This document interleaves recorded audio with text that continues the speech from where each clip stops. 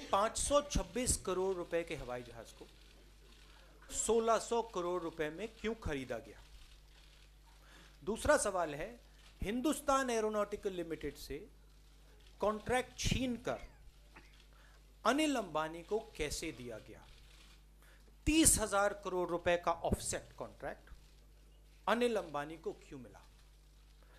HAL Bangalore के पास जमीन है, HAL बेंगलोर के पास रेप्यूटेशन है, HAL बेंगलोर हवाई जहाज बनाती है। अनिल अंबानी को HAL से छीन के आपने क्यों दिया? हिंदुस्तान के युवाओं से रोजगार क्यों लिया? उसके बाद हिंदुस्तान में रोजगार की कमी है, आपने फ्रांस की सरकार को कहा कि आप भैया हवाई जहाज फ्रांस में बनाइए और 36 हवाई जहाज की जरूरत है। तो ये हमारे सवाल हैं। और आपने वैसिलेशन सरकार का देखा। डिफेंस मिनिस्टर ने, जब मोदी जी फ्रांस गए वापस आए, डिफेंस मिनिस्टर ने सीधा बोला कि देखिए मुझे कुछ नहीं मालूम, मुझे नहीं मालूम, प्रधानमंत्री को मालूम है फ्रांस में क्या हुआ। फ्रांस के राष्ट्रपति हॉलैंड कहते हैं कि नरेंद्र मोदी ने डायरेक्ट हमें ऑर्डर दिया है। प्राइम मिनिस्टर ऑफ इंडिया ने सीधा बोला भैया अनिल अंबानी को देना है, 36 हवाई जहाज खरीदने हैं और फ्रांस में बनेगा।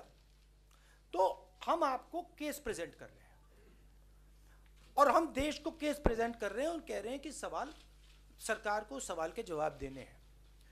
एक भी जवाब नहीं आता है। डिफेंस मिनिस्टर सीतारमण पहले कहती हैं हाँ हम पार्लियामेंट में प्राइस रखेंगे, फिर कहती हैं price is a secret. Macron ji आते हैं, मनमोहन सिंह जी, मैं आनंद शर्मा जी उनके साथ बैठते हैं, कहते हैं भैया प्राइस इज ए सीक्रेट, कहते हैं नहीं price is not a secret, Hindustan के टैक्स पेयर का पैसा है, प्राइस सीक्रेट कैसे हो सकता है? उसके बाद प्राइस निकलती है, डैसोल्ट की ब्रोशर में प्राइस साफ निकलती है, 1600 करोड़ रुपए पैसा डैसोल्ट को दिया गया। तो ये हमारे सवाल है।